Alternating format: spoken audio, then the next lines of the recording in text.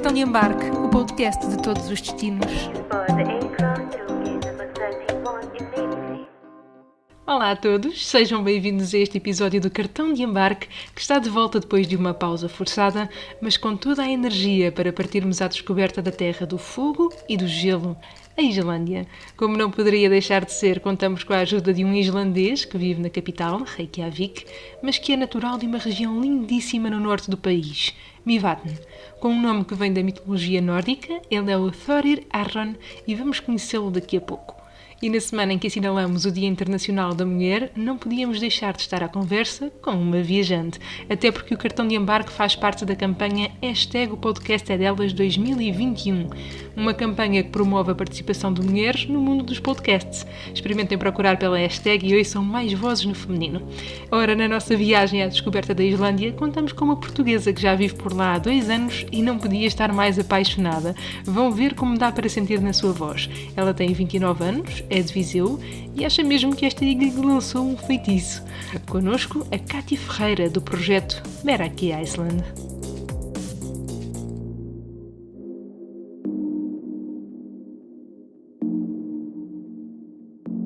Mudei para cá há cerca de 2 anos, mais ou menos, e pronto, tenho estado aqui a trabalhar no turismo, operador turístico, agências de viagens, agora também sou guia turística, também organizo itinerários, já faço aí uma catrafada de coisas, mas sim, basicamente assim muito resumidamente, sou eu. E como é que surgiu a Islândia, não é? Porquê a Islândia? Olha, foi assim um bocado procura de tentar mudar um bocadinho a minha vida. Eu, aos olhos de toda a gente, digamos assim, tinha mais ou menos a vida ok em Portugal, mas eu sempre tive esta coisa de querer sair do meu próprio país. Lá está, quando sentes que não fazes parte, percebes? E eu tinha esse sentimento de que não fazia propriamente parte. Então pensei que sair de Portugal seria uma boa experiência, até mesmo para perceber aquilo que eu queria fazer daquela altura para o futuro. Eu não dizia que não a regressar a Portugal, mas eu queria ter aquela experiência de sair e perceber o que é que eu queria fazer. Pronto, saí, acabei por vir para a Islândia, eu tinha a Islândia e a Austrália na altura como opções, mas optei pela Islândia e cheguei, fiquei apaixonada pelo país e pronto, e cá estou já há 2 anos. Eu acho que transparece muito, bem, para quem te segue, isso já é óbvio, mas para quem te ouve, também transparece muito que estás muito bem na Islândia, não é? Que gostas desse país. O que é que te fascina mais Sim. nessa cultura? Eu acho que a cultura nórdica é mesmo muito diferente da cultura a que nós estamos habituados em Portugal, ou mesmo, pronto, europeia, dependendo de alguns países, claro, mas não sei, acho que aqui a própria ilha, e os islandeses normalmente dizem que a ilha tem digamos, uma feiticeira, porque nós ficamos mesmo enfeitiçados pelo país. Uns ficam cá a viver, outros passam o tempo todo a viajar à Islândia, mas eu acho que eu realmente fui enfeitiçada de maneira a ficar cá. Acho que a tranquilidade que o país me transmite, a paz, o sossego, a segurança, é todo um conjunto de sentimentos que eu sinto em relação à Islândia que me fazem ficar e que me fazem sentir assim tão bem a falar do país. Portanto, algo completamente diferente daquilo que nós temos, por exemplo, em Portugal. Sim, eu andava sempre muito irrequieta, sempre muito preocupada com como é que ia ser a minha vida durante o mês, porque lá está, salários mais baixos, o custo de vida também não era assim tão baixo, aqui também, lá está, temos salários mais altos, mas o custo de vida também é muito mais alto, mas apesar de tudo há aquela tranquilidade, há aquela coisa de, ok, eu consigo aproveitar um bocadinho, não tenho que estar sempre muito preocupada com o que é que vou fazer amanhã, com o que é que as pessoas pensam de mim, porque em Portugal há muito essa coisa de falarmos muito dos outros, e depois eu em Viseu, é uma cidade grande mas pequena ao mesmo tempo, e tudo se sabia, pronto, e eu, embora goste de saber da vida das pessoas, mas daquelas que são minhas, né?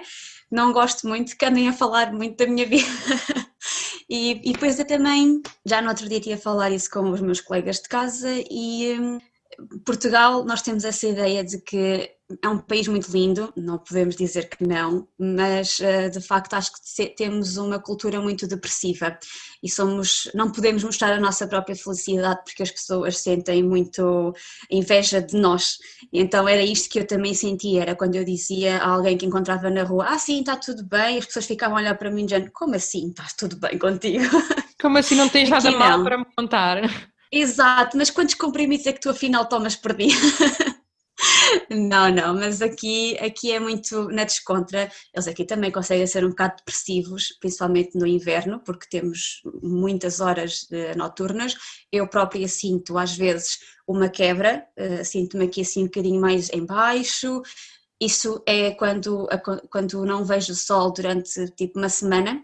Se eu vir o sol eu depois arrebito logo, mas quando estamos aqui com este tom cinzento, azulado e não vemos o sol, eu própria também me sinto um bocadinho mais em baixo. Mas no geral são pessoas altamente, sempre muito contentes, transmitem sempre bastante confiança e felicidade e isso é uma coisa que eu gosto, também assim também me faz sentir feliz. Olha, e como é que é viver em Reykjavik especificamente? Como é que é a cidade?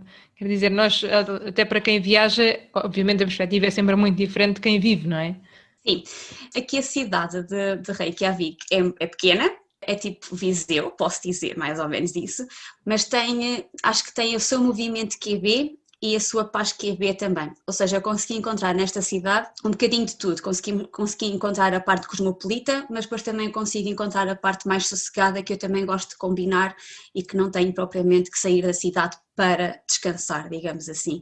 Acho que é super giro, é uma cidade muito colorida, realmente é aqui onde vivem a maior parte das pessoas. Tem muito movimento, agora com o Covid nem tanto, mas sempre foi uma cidade com muito movimento, sempre com alguns eventos na rua, é muito giro, por acaso gosto muito de viver aqui na capital. Há assim algum cantinho teu favorito aí em Reykjavik que tu gostes especialmente de ir ou alguma coisa que gostes especialmente de fazer? Sim, eu gosto muito de ir a zonas da cidade que são calmas, em que eu estou basicamente apenas com o mar. Estou a dar um passeio pela margem, tanto faz em que zona seja, porque nós aqui estamos um bocado rodeados pelo mar em todo lado. Mas Reykjavik tem dois pontos, tem o ponto do Farol, o Grota Lighthouse, gosto muito de ir lá, é mesmo quase na pontinha de Reykjavik e é uma zona super calma, gosto imenso de caminhar por lá e ouvir apenas as ondas a bater assim nas rochas. Eu gosto do mar, portanto isto para mim, poder ir sem ter que conduzir 1 hora e meia, como seria em Portugal, para mim é muito importante. E que outros pontos da Islândia é que tu também gostas e que aconselhas sem dúvida uma passagem por lá? Porque é um país que para já Sim. habita na nossa mente de uma forma muito magnífica, não é? Com aquelas paisagens, eu pelo menos sou fascinada pelas paisagens da Islândia que acho que são uma coisa completamente única. Eu tenho dois pontos específicos que gosto imenso. Para mim, um dos primeiros é no sul da ilha, Jökulsárlón, a Glacier Lagoon. Portanto, é uma lagoa de icebergs. Esses icebergs são, digamos, formados pelo derretimento do glaciar e depois são puxados pela corrente para o mar. Naquela zona também tens a Diamond Beach, portanto é tudo ali muito perto. Gosto muito dessa zona, de vez em quando também podemos ver lá umas focas e assim, é super giro. E gosto do facto de Jökulsárlón mudar muito de mês para mês. Eu já cheguei lá e vi poucos icebergs, como também já vi aquilo tudo cheio de gelo, e é muito giro poder ver estas diferenças. E depois gosto de Ásbyrgir, que é no norte da ilha, já um pouco acima de Mývatn. É basicamente um parque nacional, tem uma forma de pata de cavalo, mas é a zona onde tu podes ver o mais verde possível, está tudo cheio muito de arbustos, árvores, porque a Islândia não tem muitas árvores nem arbustos, portanto ali é quase a concentração toda. É muito giro, tem lá uns lagos que têm assim uma cor muito esverdeada, no verão, claro que estas cores estão muito mais vivas, pois no inverno é tudo muito branco, mas é muito giro, para mim estes dois sítios são realmente dos meus preferidos na Islândia. Eu adoro acompanhar-te porque às vezes, e não sei se tu tens esta sensação, mas para nós quase que dá a sensação que vives quase num filme, não é? Mas não é um filme, é a realidade. Sim, é a realidade. Eu, às vezes, quando saio de Reykjavik, não consigo não olhar para tudo, porque eu tenho que estar sempre a olhar, porque é muita coisa a acontecer ao mesmo tempo.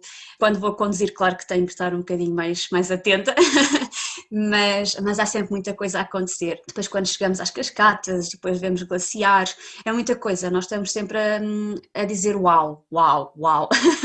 Nós somos basicamente uma esponja, estamos a absorver tudo o que a Islândia nos dá e dá-nos a cada quilómetro, nós estamos sempre a ver qualquer coisa e é muito giro, realmente, é como tu dizes, é viver num filme.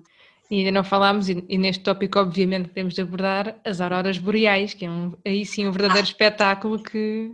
As auroras boreais estão agora na altura delas, elas começam, não é começam porque elas passam cá todo o ano, mas nós só conseguimos vê-las durante o inverno, portanto setembro a meados de abril, normalmente. Já cheguei a vê-las no final de agosto também, porque agosto já começa a ficar um bocadinho escuro. Eu já vi auroras boreais, claro, normalmente da minha varanda, não é preciso, eu vejo muita gente a ir para fora de Reykjavik e certamente é o ideal, porque precisamos de sítios onde não esteja muito escuro, ou melhor, onde não haja muita luz, peço desculpa, e que esteja muito escuro, para podermos então conseguir ver as auroras boreais como deve ser. Mas eu, lá está, tenho um bocadinho de sorte e aqui do meu apartamento eu consigo ver da minha varanda, é sempre muito giro. E não tenho, assim, eu vivo na cidade, portanto eu tenho luz, só que elas costumam ser tão fortes que consigo ver bastante bem, seja sem tirar fotografias, mesmo a olho nu eu consigo vê-las e claro, é maravilhoso. Bem, o que eu não dava para estar agora a ver uma aurora boreal, ainda por cima parece que ainda estamos na época ideal. A Kátia vê-as da sua varanda, o que eu acho que é só espetacular. Mas a verdade é que em Reykjavik, o que a Kátia gosta mesmo é de estar junto ao mar e passear junto ao farol de Grota. Quanto ao resto do país, percebemos que há muito por onde explorar. Apontei Jökulsárlón, uma lagoa de icebergs no sul da ilha, e ainda Diamond Beach, uma praia de areia negra, lá bem perto, que é um dos melhores sítios para ver focas islandesas. Para descobrirmos a floresta, temos de rumar a Osbergi, um desfiladeiro com penhascos que chegam aos 100 metros. Parece que os islandeses são um povo mais reservado, pelo menos quando começamos a conhecê-los, mas o Thorir não podia ser mais hospitaleiro. E alguém que não é um islandês qualquer. Parece que o nome Thorir significa guerreiro de Thor. E Thor foi nada mais, nada menos do que o deus nórdico dos trovões e das batalhas. Thorir is a combination of Thor and Ir, which means warrior of Thor. So it comes from the Norse mythology. I work here in Reykjavik. I live in Reykjavik, but I grew up in the north by a place called Lake Mývatn, which is a very beautiful place.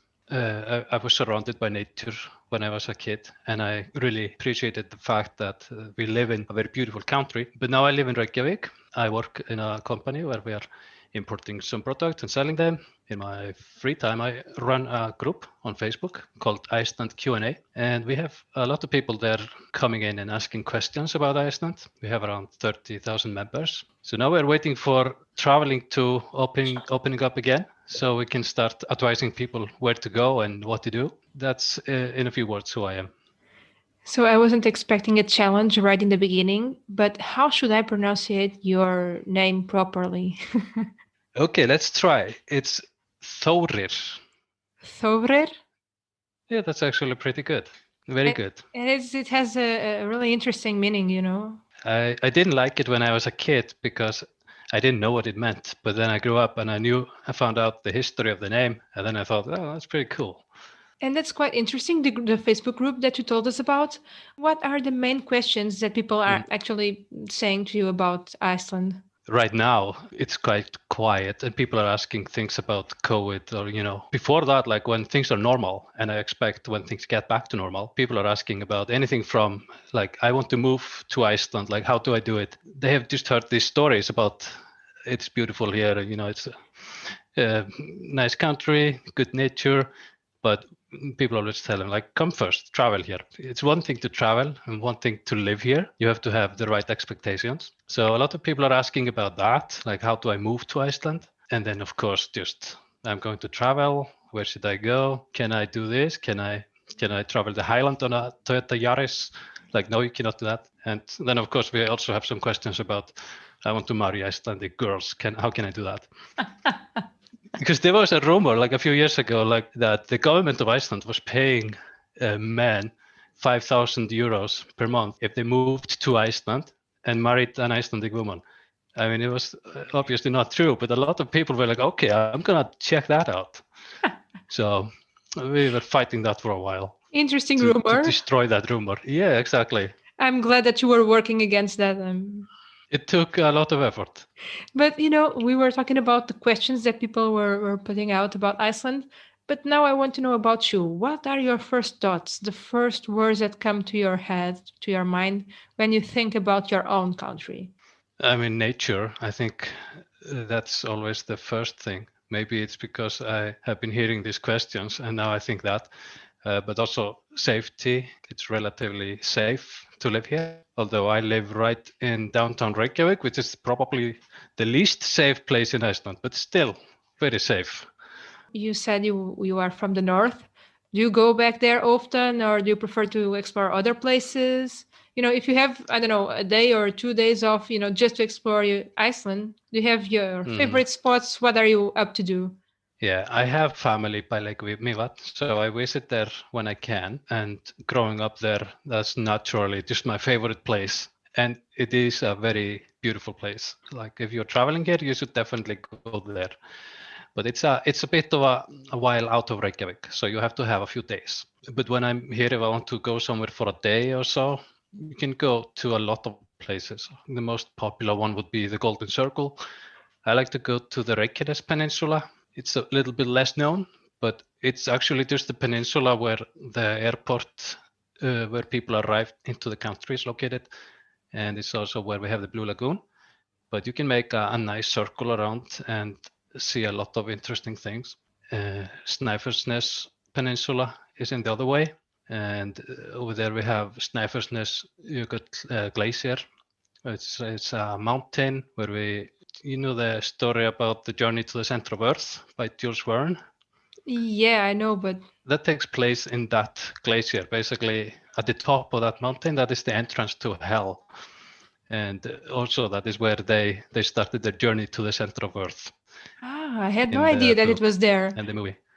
Yeah, and there's also the mountain from Game of Thrones. So like if people are looking for a place that they might have seen in movies, they should go to Snæfellsnes. And that's another question that they ask about, like, where can I find this location from Game of Thrones? And I mean, some people do tours to all the locations. What about, what do you think that are the best ways to travel around in Iceland, for a traveler? Mm-hmm. Yeah, I mean, in my opinion, always rent a car. If you can rent a camper one, I mean, that's great in the summer. I mean, that's really the best way to do it. I mean, even if you rent a camper one, you do have to park in specific camping places, but that's fine. They are all over the country. That's what I did like some years ago. Like when I started traveling around Iceland, we had a tent and we drove around the circle in like 7 or 10 days and every day a new place. And in my opinion, that's the best way to travel around. What about people like me that would rather prefer to go on winter time? In that place, don't get a camper one. I can tell you that. But when you come during winter, most people, what they want to do, they want to see the Northern Lights. You can still rent a car, but you should be booking. I mean, you can base yourself in Reykjavik, or you can book motels and guest houses. And I mean, if you're really daring, you can go the whole circle around the country, and hope it's not too snowy. But it's a good idea, and a lot of people do that they base themselves in Reykjavik. They stay here in a hotel or an Airbnb or something, and then they make day trips from here because it's really easy to do that. And like go out in the night to drive a little bit outside of the city, because then you get rid of the light pollution, and just wait around and try to see the Northern Lights. Do you still feel sometimes some kind of magic looking into an aurora? That's a good question, because we take them for granted in a way that we don't go out to look for them. But when we actually do go out and look for them, maybe if we have someone from abroad visiting us, and we actually see like a good light show always takes you by awe. Like it's absolutely unique and wonderful. But we take it for granted in a way that we don't go out looking for it, but whenever we see it, it's amazing. And that, of course, there is a really important topic for me. Everybody knows already here in the show. Typical dishes. Do you advise to try out? Mm-hmm. I mean, I have some dishes that I don't recommend you try out. Well, let's start with the good one, like lamb, fresh fish, bread that is baked in the ground, like in a geothermal area, or kind of like a rye bread.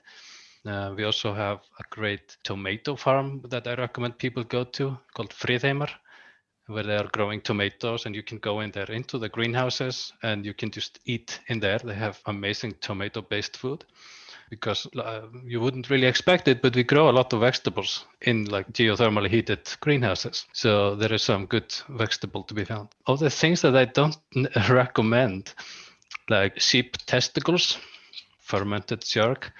It's something that people will try to give their tourist friends. Yeah, and every January, every year, we have a period where we celebrate the way we had food back in the days, like a couple hundred years ago.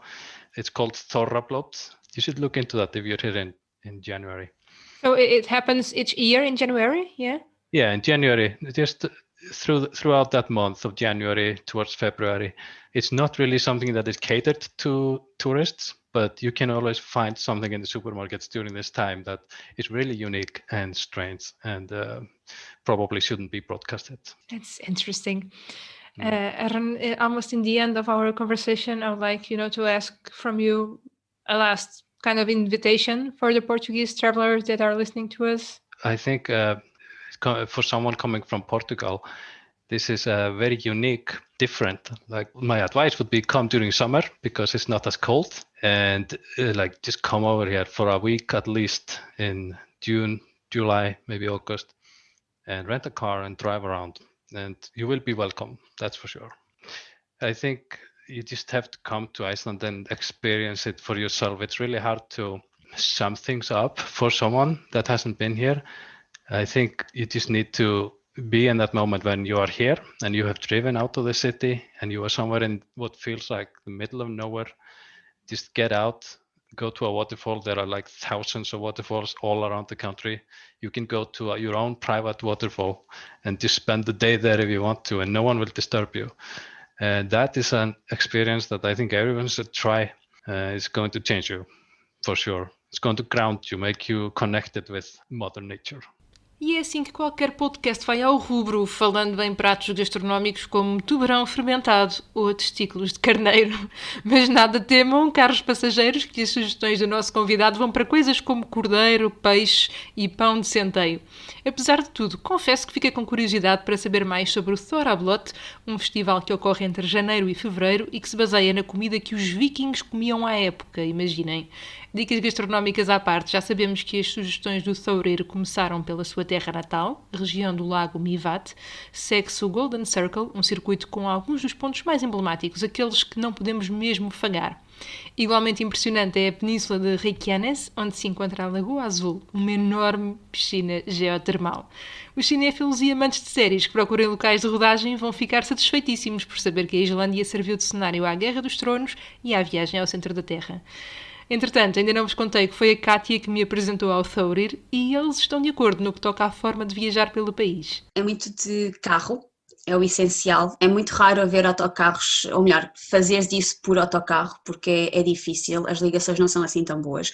Portanto, a melhor forma é de facto o carro, sejas residente, sejas turista, porque o autocarro vai-te demorar imenso tempo. Depois, se quiseres chegar a algum sítio, se calhar vais ter que fazer uma escala em algum lado. É muito, não recomendo. Portanto, o carro, sem dúvida, porque basicamente tudo o que é bonito na Islândia está sempre muito longe de Reykjavik. Ok, tens coisas aqui a 40 minutos ou 1 hora, mas as outras estão tipo a 2, 3, 4, 5 horas de distância. E então precisas sempre de um carro para te deslocares. Olha, conta-nos um bocadinho quem te acompanha. Tem-te acompanhado no Instagram. Tu também estás neste momento ainda a desenvolver o teu novo site, não é? Sim, o website está quase terminado, vai ter a versão inglesa e a versão portuguesa. Basicamente, lá podem encontrar informações sobre o país. Eu vou mostrando também algumas tours que eu já fiz em contexto de trabalho, não eu sendo a guia, mas noutro contexto. Mas também vão encontrar os serviços que eu neste momento ofereço. Mas é basicamente um website onde podem encontrar informações para organizar a viagem. Depois também me podem encontrar no Instagram, que é até onde eu estou mais ativa. Também tenho página de Facebook, mas não mexo tanto no Facebook. Focando agora aqui mais na perspectiva do viajante, imaginando, por Sim. exemplo, alguém que parte para a Islândia, é fácil de Uhum. andar por lá, por exemplo, mesmo em relação à língua, em relação a conseguirmos nos orientar no país, achas que é uma perspectiva que se faz com alguma facilidade, essa movimentação? Sim, sim, sim, sim. Eles aqui, todos eles falam inglês, é uma língua que toda a gente fala, toda a gente percebe. Talvez se calhar um velhinho mais da aldeia é capaz de já não perceber, mas naturalmente é compreensível. Mas no geral, sim, eles aprendem inglês desde muito novos na escola, portanto é quase como segunda língua, quase porque eles também aprendem dinamarquês, têm de aprender. Mas eles, sim, são todos bastante fluentes, portanto é muito fácil para qualquer viajante poder deslocar-se e poder falar inglês e não há problema nenhum. Com sorte conseguimos encontrar alguém a trabalhar cá que não seja islandês ou que seja, então conseguimos falar a nossa própria língua. Já me aconteceu encontrar alguns portugueses espalhados pela ilha e depois entretanto perceberem que sou portuguesa ou eu perceber que a pessoa é portuguesa e perguntar de onde é que é, porque realmente no turismo muita gente que trabalha cá é imigrante, portanto é mais fácil até para encontrar imigrantes do que islandeses a trabalhar. Mas é muito fácil, normalmente as placas e assim até são bastante compreensíveis, mesmo estando em islandês, mas a nível de sinalizações, por exemplo, se estiveres a viajar de carro, também é muito fácil, porque quando começas a chegar ao ponto, as placas aparecem e depois também te apontam para o sítio. Portanto, não é assim, não é um labirinto, consegues facilmente deslocar-te pela ilha e encontrar os pontos que tu queres visitar. Ok, e quem viaja contigo, que tipo de experiência é que Uhum. tem? Olha, para além de ter uma experiência em que eu mostro a ilha com os meus olhos, né? Portanto podem ver logo que eu a explicar as coisas com uma outra paixão, digamos assim, sempre muito contente e alegre. Há alturas onde eu depois também, se consigo, levo-os tipo a algum sítio assim que normalmente não vão noutro tipo de tours, porque eu gosto de tours mais pequenas, portanto mais pequenas eu digo 7, 6, 7, 8 no máximo, pessoas, para eu também poder ter aquele contacto com as pessoas, conhecê-las um bocadinho e também poder dar a atenção, por exemplo, se há perguntas, se há partilhas que querem fazer, eu assim tenho mais tempo, digamos. Quando falei com a Kátia, ela estava a finalizar o desenvolvimento de um novo site que já está no ar. Passem por merakiaiceland.com e fiquem a saber ainda mais sobre esta terra de contrastes. Eu recomendo muito a Islândia, é um país que vale mesmo muito a pena, pelos contrastes, tem muitos, tens glaciares, tens vulcões, tens neve, tens areia preta, é incrível, tens auroras boreais, tens o sol da meia-noite, tens frio, tens um calor assim mais ameno, mas que é assim um bocado, tem uma brisa boa, fresquinha, mas realmente sim, é um país que é muito paisagístico, muito fotogénico, portanto qualquer fotografia fica bem, é que não há uma fotografia que fique mal, é incrível, eu só queria ser assim. Mas sim, vale mesmo muito a pena. Normalmente quem vem cá uma vez vem 2 ou 3, em diferentes alturas do ano, porque a pessoa depois quer sempre ver como é que a ilha é noutra altura, porque varia muito. A Islândia de janeiro não tem nada a ver com a Islândia de julho, por exemplo, a nível de temperatura, seja a nível de cores, seja a nível de força da água nas cascatas, seja o glaciar, o comprimento dele, ou o quão branco é que o glaciar está, ou o quão azul, tem muita coisa, lá está, é muito difícil uma pessoa vir só uma vez, é uma viagem que é cara, não se pode dizer que não, a preparação requer alguns meses de poupança, dependendo também um bocadinho do que é que queres fazer, mas tens sempre que poupar algum dinheiro, só que lá está, é aquelas viagens que tu se calhar vens cá uma vez e depois se calhar já estás ao fim de um ano, já estás a dizer, ok, eu tenho mesmo que voltar a poupar porque eu tenho que lá voltar agora no verão ou no inverno, dependendo. É daqueles países que hipnotizantes. Tem ali um feitiço qualquer nesta terra. Eu não sei quanto a vocês, mas eu acho que estamos todos a precisar de arrancar já amanhã e deixar-nos afeitiçar pela Islândia. Enquanto não é possível, resta-nos agradecer ao Thorir por estar connosco. Não se esqueçam de passar pelo seu grupo no Facebook, chama-se Iceland Q&A, e deixem as vossas perguntas. Obrigada também à Kátia, a nossa Meraki Iceland, por nos ter guiado pela imensidão deste país. Quanto a nós, até ao próximo destino.